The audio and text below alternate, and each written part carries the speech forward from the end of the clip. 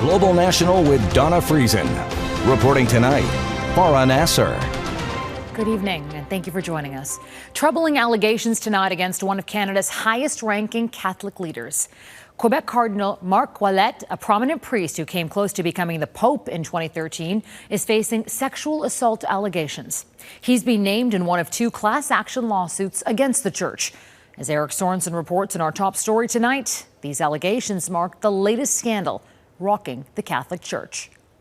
He's one of the most senior leaders in the Roman Catholic Church and one of the Pope's most trusted advisors. Now, Cardinal Marc Ouellet is the most prominent figure among 88 members of the clergy, facing sexual assault allegations in a new class action suit against the Quebec Catholic Diocese. The Radio-Canada program Enquête first reported on the civil case involving more than 100 victims, most allegedly assaulted in the 1950s and 60s. But it is the allegation against Cardinal Ouellet that reaches the highest echelons of the church. In the complaint, a young woman said she was doing an internship as a pastoral agent from 2008 to 2010 when Ouellet, then the Archbishop of Quebec, allegedly grabbed her, says her lawyer. In 2010, during a meeting, the Archbishop Ouellet went to see her and very inappropriately hugged her and caressed her back very close to her buttocks. In 2020, there was a meeting for sexual misconduct formation.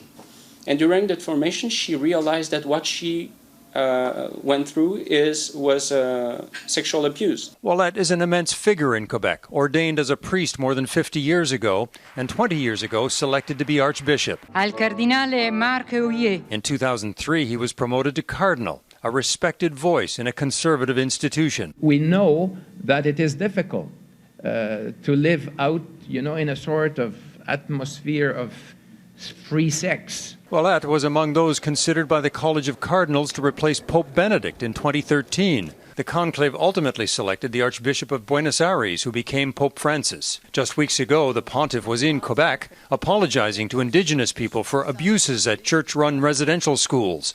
Many cardinals were in attendance. Ouellet is not facing criminal charges, but a civil action. A church spokesman in Quebec said, "We took note of the allegations against Cardinal Marc Ouellet. We will not have any comment about this." The victim wrote to the Pope last year. Her lawyer says there has been no news from any Vatican investigation. Eric Sorensen, Global News, Toronto. There is grim news out of British Columbia. Overdose deaths in that province have reached a tragic new milestone. More than 10,000 people have lost their lives to toxic drugs since the crisis was declared a public health emergency in 2016. In the last 6 months of this year, nearly 1,100 people have died, an average of 6 people a day. Fentanyl, a potent synthetic opioid, has been detected in 83% of all overdose deaths this year. Today I'm angry because the only thing that's really changed over the past 6 months and the past 6 years is the unregulated drug supply has gotten increasingly worse.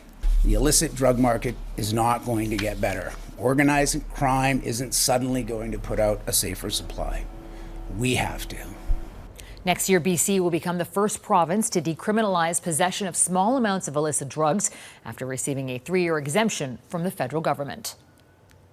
Global News has learned a Canadian Forces veteran who suffers from post-traumatic stress was offered medical assistance in dying as one of their treatment options. The shocking and unprompted suggestion came from the organization tasked with helping Canada's vets, sparking outrage from at least one prominent veterans group. Mercedes Stephenson has this Global News exclusive. When a Canadian veteran picked up the phone and called Veterans Affairs Canada to get treatment for his combat-related PTSD and a traumatic brain injury, he expected help getting better and getting his life back. Instead, he got an unexpected and unwanted offer to help him end it through medically assisted death. Multiple sources have told Global News the veteran was shocked. The agent on the other end of the phone raised MAID as an alternative to treatment out of the blue. In a statement to Global News, VAC confirmed the allegation, saying the department was recently made aware of an incident involving a veteran client and a Veterans Affairs Canada employee, where medical assistance in dying was discussed inappropriately. VAC deeply regrets what transpired. The incident has left the veterans community feeling betrayed by the department. I would have to listen to voices in my own head would tell me things like, turn your motorcycle in front of that 18-wheeler. What are you doing here? You're no good anymore. Toby Miller is a former special operations supporter, seriously injured in Afghanistan. He says the demoralizing effect of being offered death instead of treatment puts lives at risk with veterans who already feel they have lost their sense of purpose. Reinforcing that with an offer of MAID can really be a recipe for disaster for somebody who may already be suffering ideation or suicidal thoughts. Wounded Warriors Canada, a charity that helps injured vets, says they are deeply concerned by the incident. It's just flat out wrong. Maxwell says veterans will often only come forward once, and an offer like this could deter them. You get one chance at it. Every conversation matters. The department says it is investigating and has apologized, noting medically assisted death should not be discussed by VAC employees or offered as a service.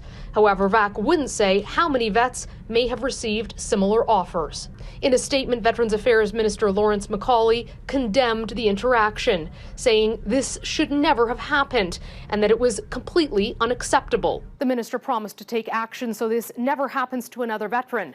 Both he and the department say that administrative action is being taken against the person who made the offer, but wouldn't say what that meant. Farah?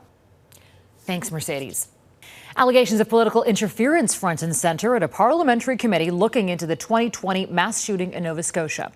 Today's testimony from the head of the RCMP in that province contradicted an earlier statement from his boss about the public release of information about the gunman's weapons. Tom Vernon has the latest. It was a mass shooting that shocked the nation. Over 2 days in April 2020, 22 people were gunned down in Nova Scotia by a suspect disguised as an RCMP officer.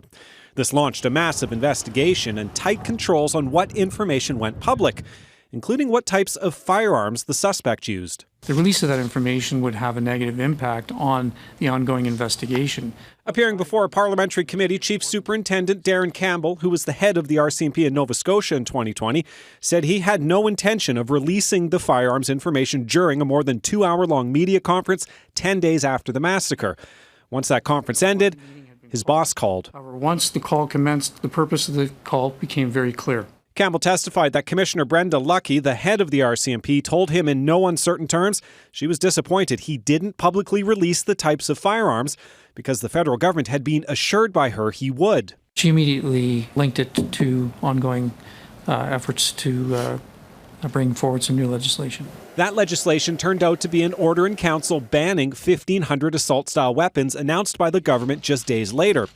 Both Commissioner Lucki and Minister Blair have testified before the same committee. Blair said he did not direct the RCMP in any matter on this file, while Commissioner Lucki said she did feel pressured to share more information about the shooting.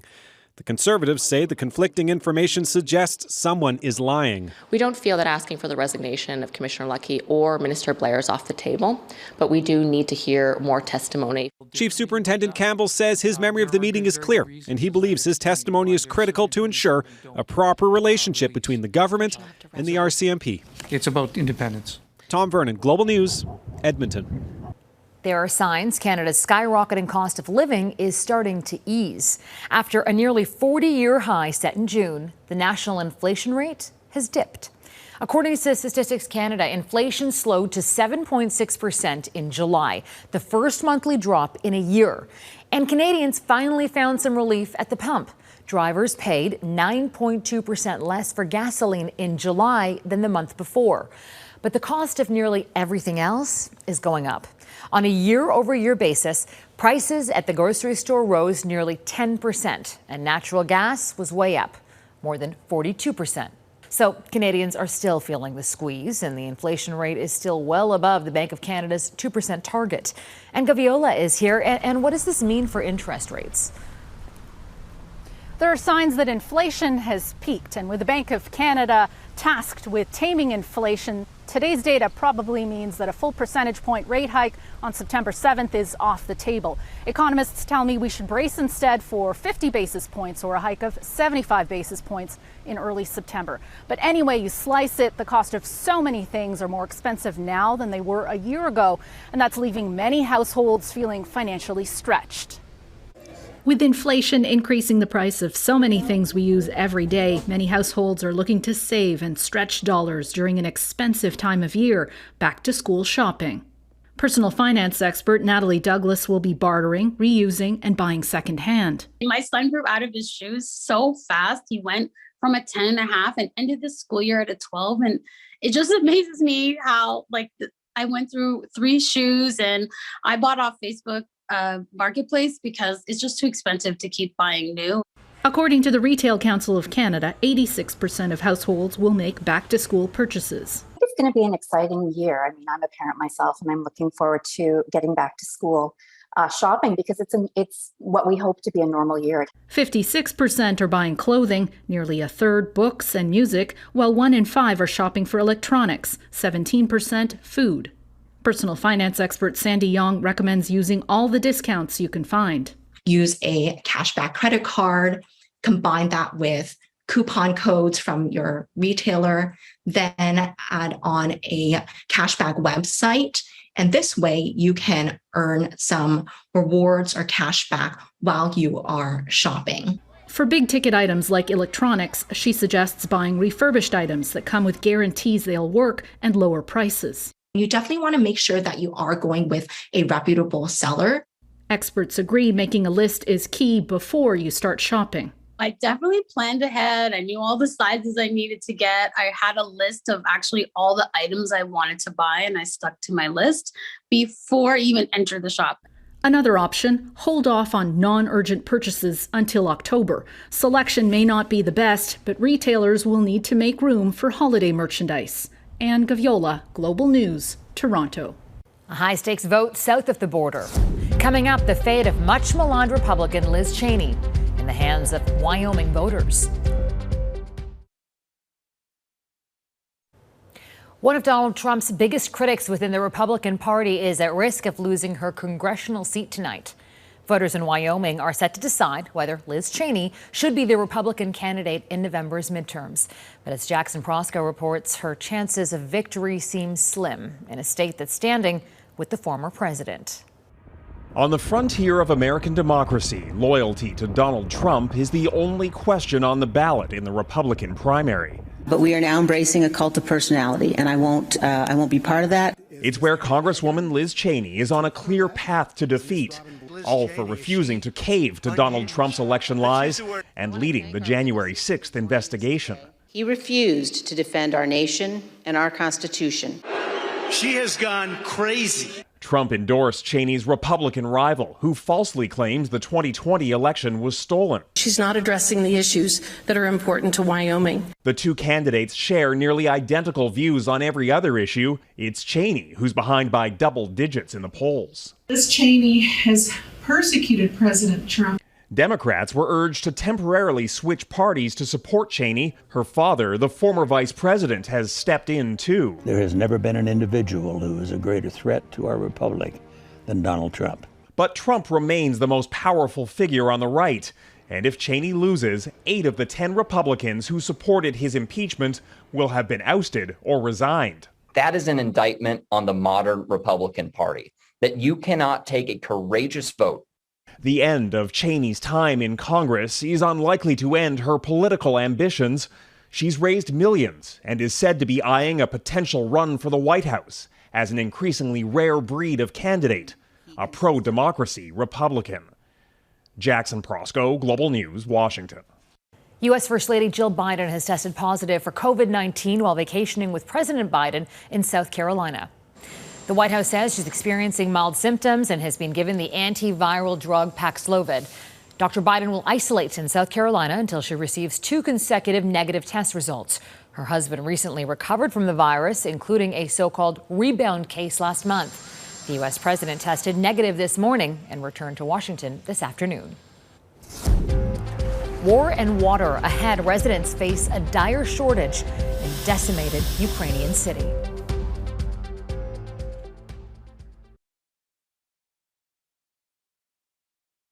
In a rare admission, Russia says sabotage is behind a series of explosions at an arms depot in occupied Crimea.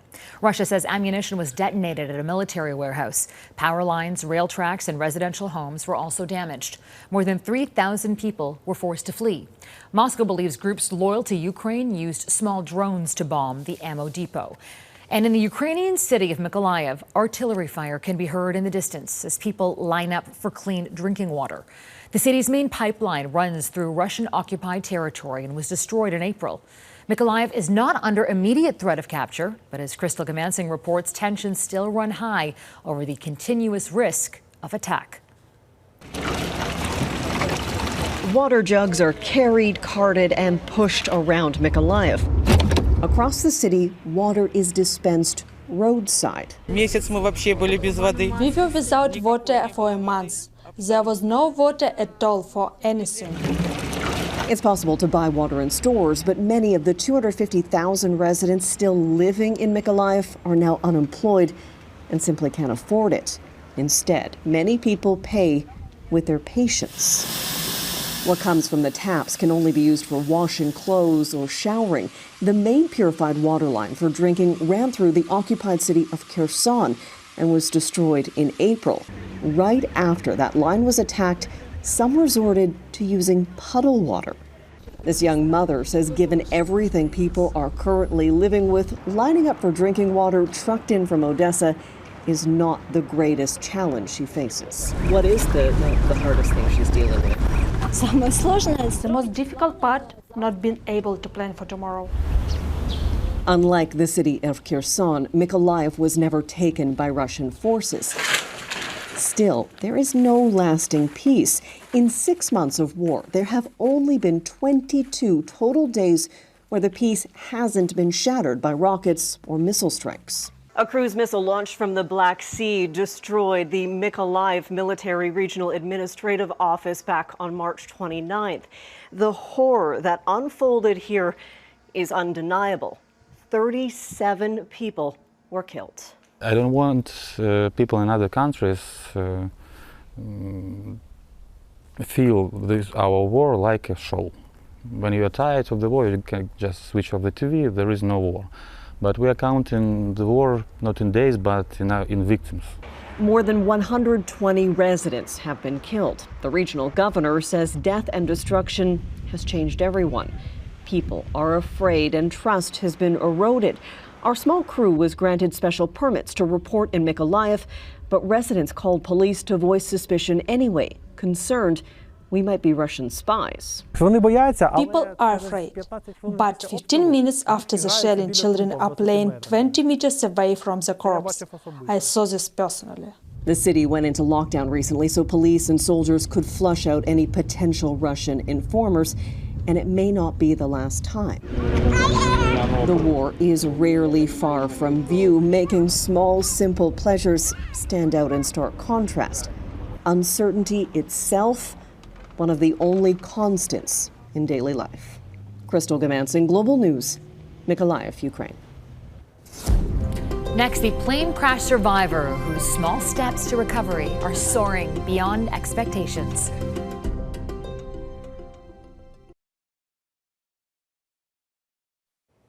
Tonight, for the first time, an Alberta pilot is sharing her story of recovery.